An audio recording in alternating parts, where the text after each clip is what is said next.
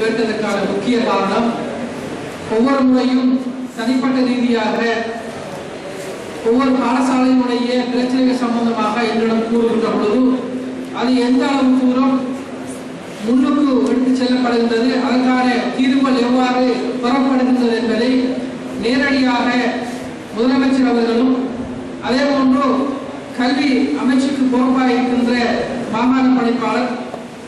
கோட்டத்திற்கு பொறுப்பாக இருக்கின்ற ஜோனல் அதாவது வலயத்துக்கு பொறுப்பாக இருக்கின்ற வலய கல்வி அதிகாரி என்று அத்தனை பேரும் நேரடியாக அதனை ஒரே மேசையில் இருந்து அவதானிக்க வேண்டும் என்பதற்காகவே இவ்வாறான ஒரு செயற்திட்டத்தை நாங்கள் ஆரம்பித்திருக்கின்றோம். அந்த வகையில்